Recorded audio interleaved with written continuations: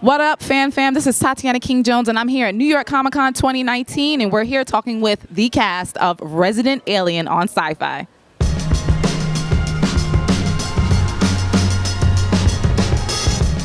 You've had a pretty storied history in your professional career, and that being said, even things that we love sometimes feel like a chore. How do you maintain your passion? Right?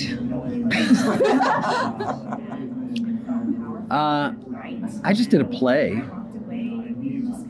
That was great. That's how I used to do it, and I just did it again. I just did a play for the first time in a while, and it really woke up a whole lot in me. Like, wow, this whole putting on a show feeling that you don't feel when you're doing TV and movies, of full-on putting on a show. Like, there's a show tonight, and we're going to put it on. There are people backstage that you hand something off, and somebody hands you a thing. You turn around, grab a drink of water, walk back on, and now you're a new character. And then how's the house? All of that stuff. What's the audience like tonight? All of that.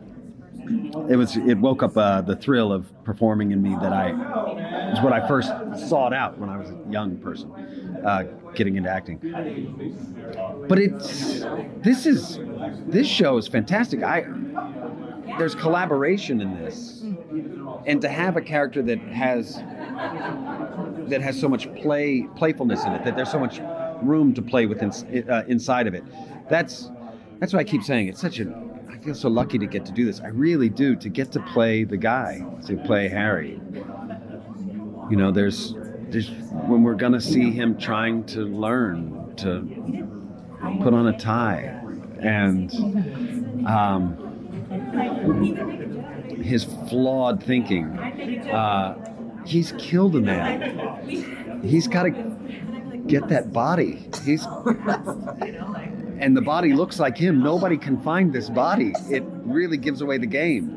That's something that's hanging out there that we start to deal with pretty quickly. Meanwhile, I'm getting close to people, and I'm odd, but how long can that go on? Like, who's going to figure it out? Is somebody going to figure it out? And Chris does a great job of putting different balls in the air. Like, he doesn't make it easy for himself or for the characters, which is fantastic. It's tough watching shows sometimes where you see the writing give themselves a break, and they're like, oh, yeah, I guess you can kind of say that. The logic gets bent a little bit, but he keeps throwing more problems in front of these guys, like who the guy is that my alien took over. He had a life, and that comes knocking at some point, and he's got to deal with that too, and he doesn't know anything about it. Like, oh, huh? And yeah, there's a lot of things coming. Did you try to contribute to the script? I know sometimes in collaborative projects, people kind of chime in and they make tweaks. Right. A little, only in contributing to my character.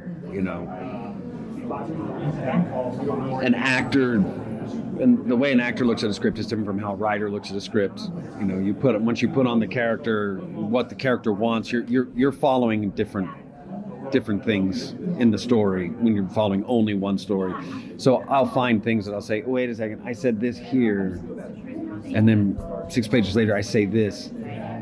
It's usually subtle differences. They're usually subtle differences in phrasing of something that maintains a truth throughout. So he's open to that. And then also, I can say, look, there's a punchline here that's an obvious joke, and there's a payoff here.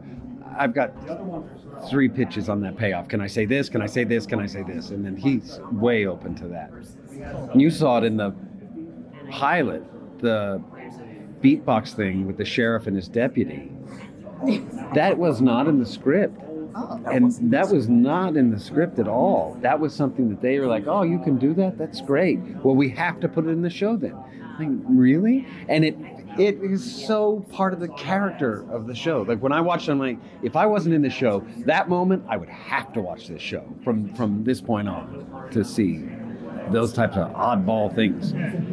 So I'm sure it's going to continue to be encouraged to find our own eccentricities, how they can exercise within the characters.